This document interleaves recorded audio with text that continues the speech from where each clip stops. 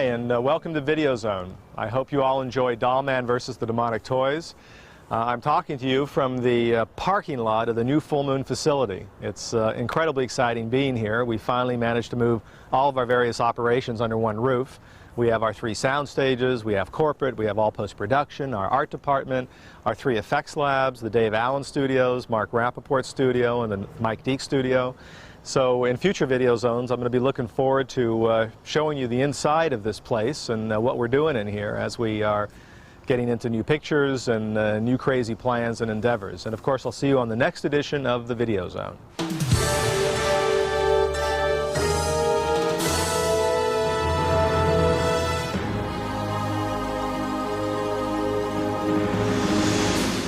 Dollman has got some new toys to play with, and this time they're just his size.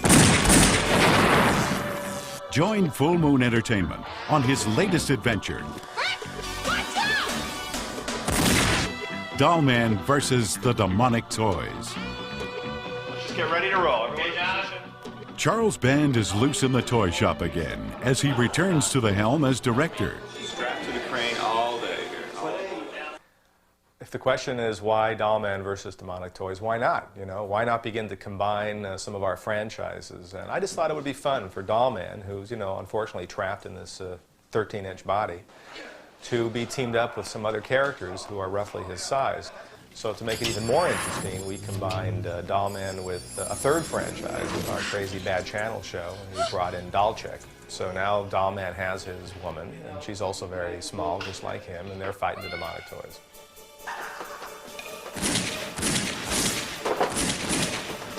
Tim Thomerson returns as the 13-inch cop, although the storyline was a surprise for him. What's my line? I said, what are you going to do with Dollman? He said, I want to bring him back. I want to bring him back. I like him. I like him. So I said, okay, well, whatever you put together, you know, I'm willing to play this guy again. So around here about it. then he came up with this idea. 'Cause Bad Channel's girl was shrunk, and I'm small, and Ginger. it all just kind of fit together. I think that will be fun for people who are tuned into Full Moon and tuned into this genre, and then hopefully some new fans will see. Yeah, you do all right. Good entertainment. I think. Wow, that almost sounded like a compliment. Maybe it was. Joining the cast from Bad Channels is Melissa Bear, playing Nurse Ginger, Dollman's wild and wacky partner. I guess, like, it's the wildest nurse ever invented. She's not like your regular, stereotypical take care of everything. She's kind of independent and fun. Kids, don't try this at home. Ginger, you take cover. I'm no wimp, you know. Yeah, I know, baby. But you don't have a gun. We do.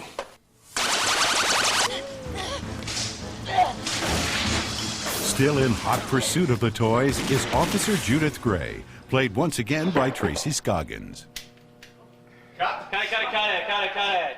How was it up to there? It was brilliant. I'm a fan of this kind of movie, too. I'm a fan as well as a performer. So I think it just brings out the kid in all of us. I hope when the Demonic Toys fans see the sequel that I hope they love it.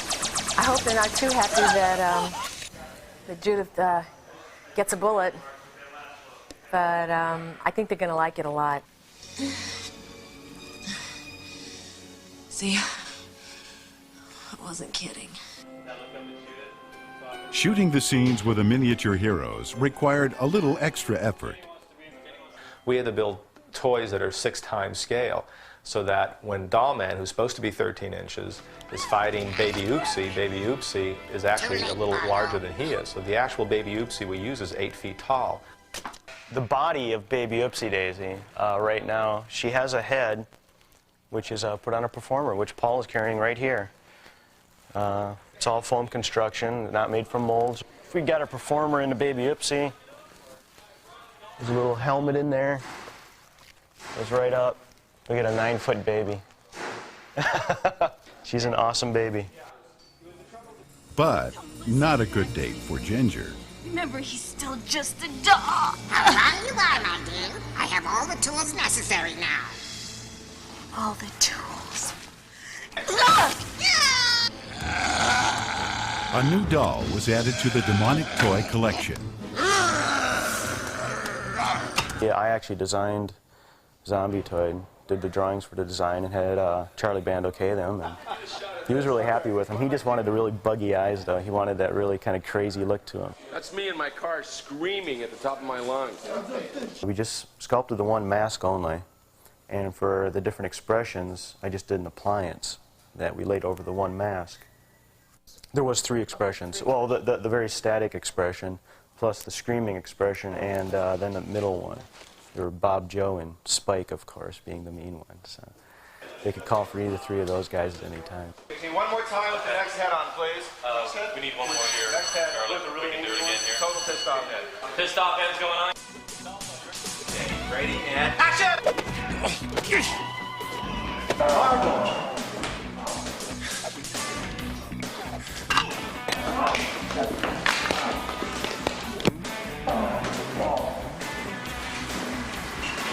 Cut. Very good. That was good. Ted Smith was the lucky performer to wear the zombie toy costume, which was very hot, had limited visibility, Missing my keys, I couldn't see. and required constant care. Next, dudes, we gotta glue something up quickly here because we have a very noticeable hole here. Yeah, it's going to be done. Okay, Doug, we're ready to go hot.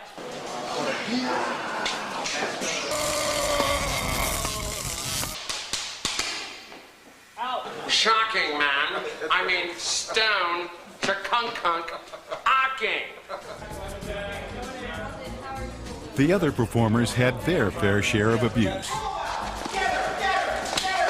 And Thomerson is going to jump off this box and land on him. Okay? Three guys on Yeah, one guy in the head, one in the body, and I'll be in the back and the tail.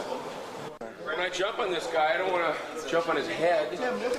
Where are you? We'll take him off inside. Got it? All right. Of all the puppeteers, who can we lose? That would be me, sir. No, you can't do that shit anymore.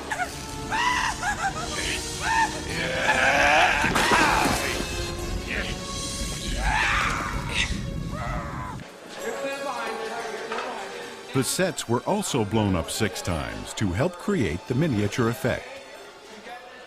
I enjoyed all the scenes that took place on the kitchen counter, and that was fun stuff to shoot because we were up 20, 30 feet in the air on a crane, and again, the point of view that we had to shoot was from some of the characters who were in the kitchen talking to Dollman and Dollchick. So that stuff was fun. This is the first time I've had the opportunity to work actually with giant forks and cereal boxes and giant can openers and spiders and stuff, so it's really fun. It transforms on the screen, really amazing. My agent said I was going to be big. Go figure. It's really funny. I wish I had brought my camera. You know, you go buy these huge suitcases or the counter, like I have to crawl up on the counter, and it actually makes me feel little. I feel like a little girl. You know, I'm like swinging my legs around, and I really feel teeny and petite. I'm not petite in real life, so this is acting.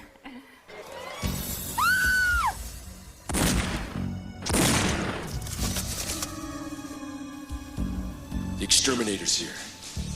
I like to look at Dollman as a little James Bond guy, and eventually, if Dollman continues on, we're going to put him through all sorts of trials and tribulations.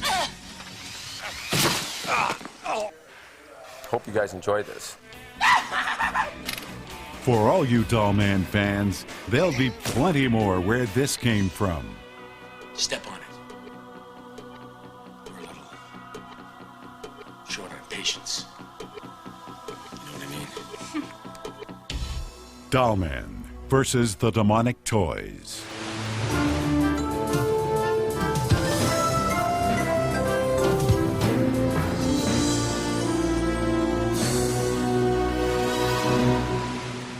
Well, in part 2, Michelle she now wakes up in Romania and she's becoming a vampire and calls her sister to come and rescue her.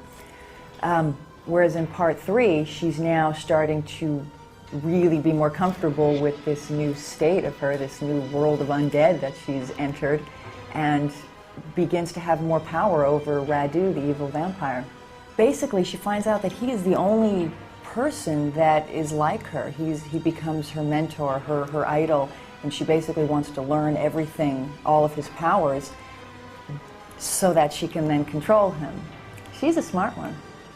We shot part 2 and part 3 the same time. We shot them back to back, and my character, Michelle's character, was not just a regular humanoid that progresses through 2 films basically staying the same. She physically and emotionally changes, so I may shoot one scene where I'm going for an attack on some guy right for the jugular, no remorse, and then we'll break for dinner, we'll come back, and I'll shoot a scene where the sight of blood completely, scares me to death. So I'd have to keep track, okay, where is she? Is she pure vampire here? Is she part human, part vampire here? Well, actually, I've got a good blood thing going. I've just finished Blood Fist, a kickboxing film. I've got Bloodstone, Bloodlust. I did Hell Comes to Frogtown, the sequel. I reprised Sondel Bergman's role. I've played a couple witches before, too. I don't know. I kind of like these sort of occult, immortal characters. I personally do believe in vampires. They're just exceptionally powerful souls. They just have a weakness and a vice, which is blood.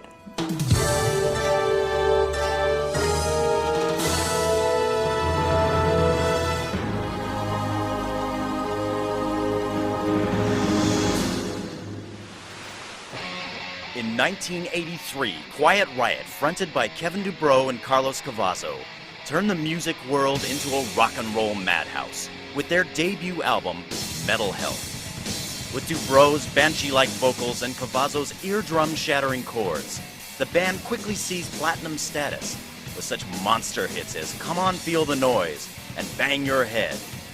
Now, in a devilish alliance with Moonstone Records, Quiet Riot unleashes their thunderous sound for Full Moon Entertainment's Dollman vs. the Demonic Toys with their new album, Terrified.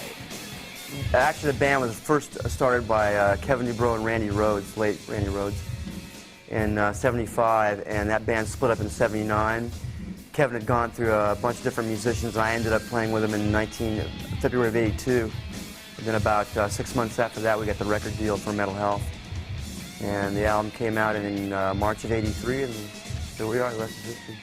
The songs we're doing for Dollman vs. the Demonic Toys, we're doing 3 Quiet Riot composed tunes and 2 songs from Outside Writers. One song is called Terrified, which I guess is going to be the song for the ending titles. It's sort of a Black Sabbath meets Van Halen heavy song, which we're real fond of. Another song is called Little Angel. It's an upbeat rocker co-written by the bass player of The Sweet, Steve Priest.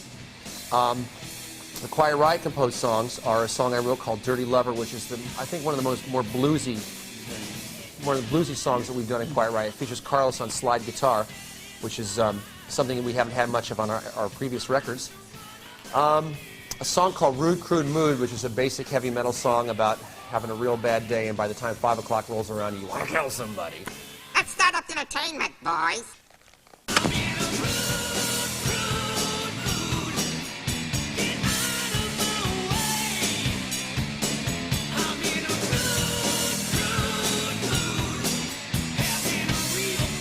The last song is a song called Resurrection, written by Carlos Cavazo, and it's the first Quiet Riot instrumental that we've ever had. As a matter of fact, it's really going to, I think, surprise a lot of people that it's not the Come On Feel the Noise Quiet Riot. It's real, intense, dark, demonic. The positive thing about the recording process is that you can get real creative on stuff that you wouldn't necessarily think about when you're performing live. Live is a more spontaneous medium. You can really be creative in ways you hadn't thought of before. Yeah, the sloppy slide's wonderful. It's real rock and roll, yeah. But it was fit in. Let's do it from the top. When I'm in there so long, I tend to get fatigued. As long as I'm in there doing something, it's okay. But when you've been sitting around waiting for somebody else to do their parts and stuff, I think anybody would tend to get tired. 25% working and playing, and 75% waiting around. I do like recording though, because it gives us a chance to fine-tune the songs. A lot of time they end up changing in the studio, and they get changed for the better.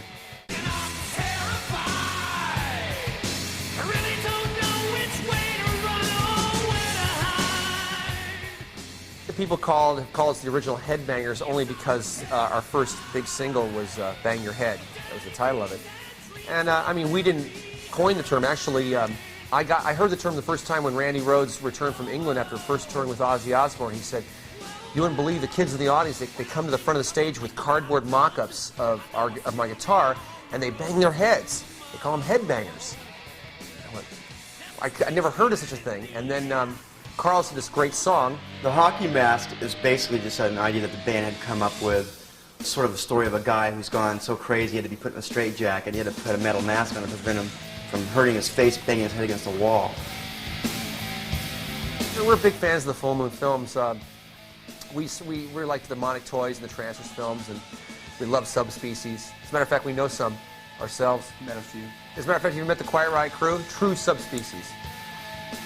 Terrified is now available on Moonstone Records.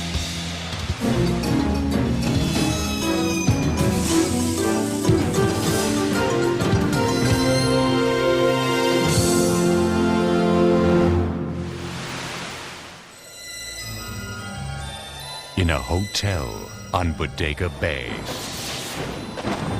a team of scientists will discover a secret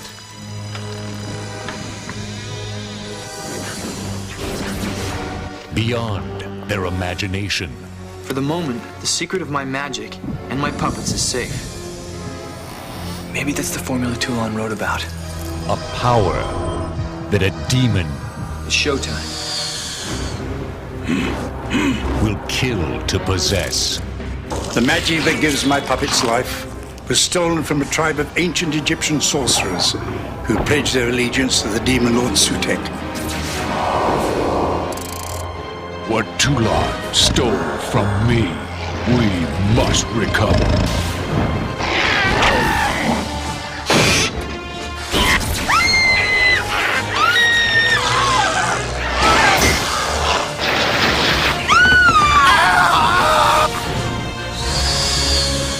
Now, their only hope lies in Andre Toulon's deadliest puppet.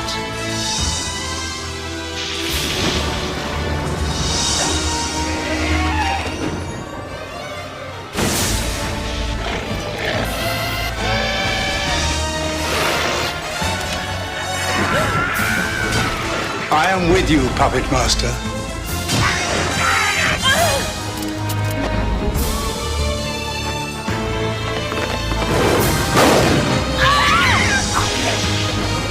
Puppet Master 4, The Birth of Decapitron.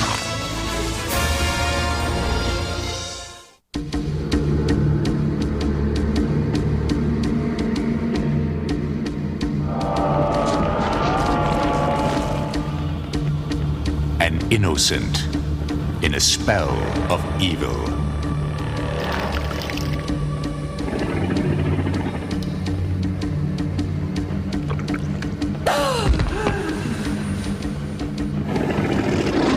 You can't destroy me, Michelle. Nothing can. Seduced by a vampire. We together now until the end of time. Who will stop at nothing. You must learn to survive.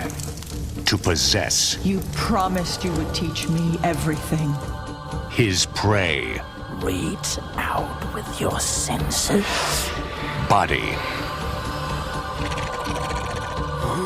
and soul. Take him.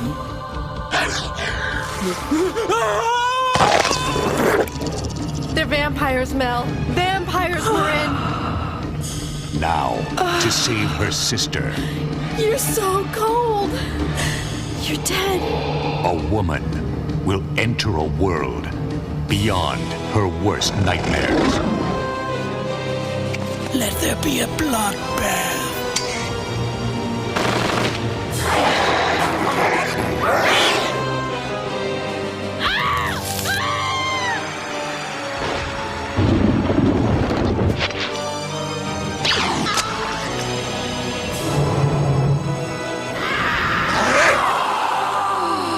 There is no love between the living and the dead. Bloodlust, Subspecies 3. The terror continues this Halloween.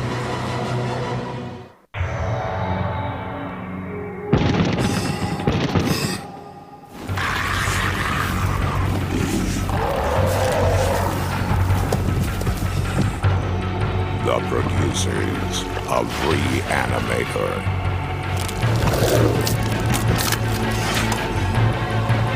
And from beyond.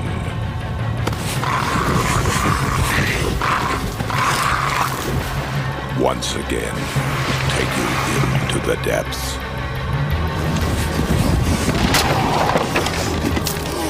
Of horror's most terrifying imagination.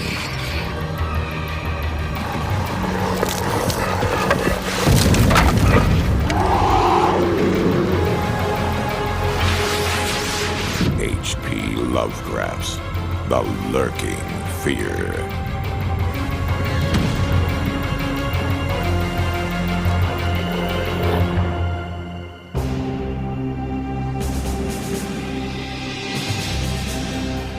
In the ruins of the Soviet Union, scientists have built the ultimate war machine. A mandroid, piloted by a human soul, capable of destruction beyond imagination.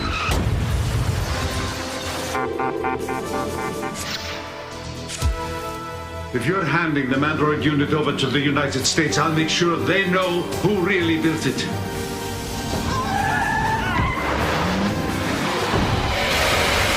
had to be Drago.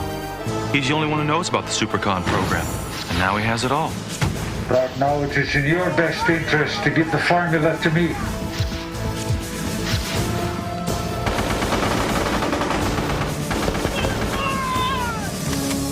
Let's go.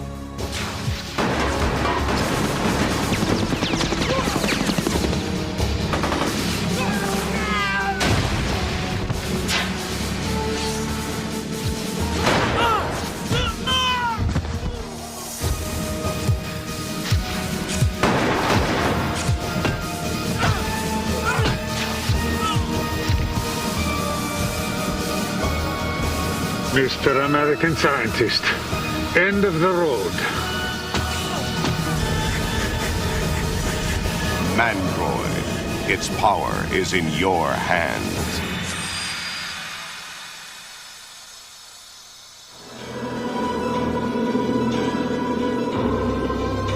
Since the dawn of evil, they have prowled the night, feasting on blood and the sins of our flesh.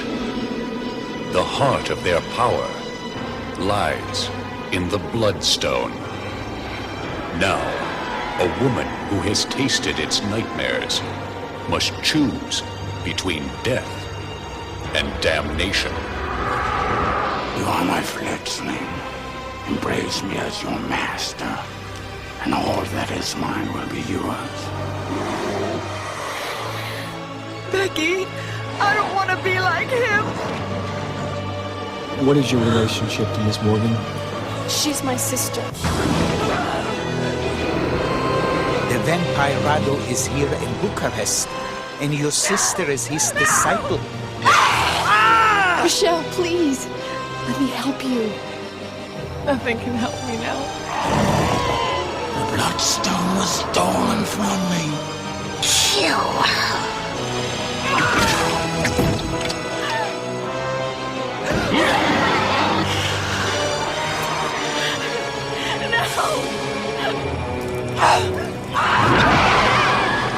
You're going to make an exceptional plaything. Bloodstone, subspecies 2.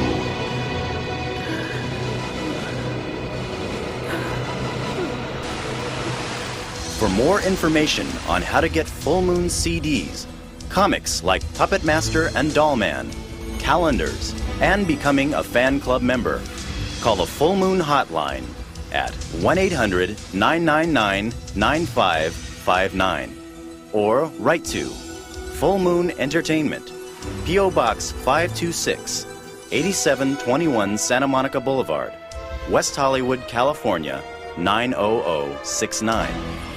Thanks for watching, And be sure to stay tuned for the next edition of Full Moon's Video Zone.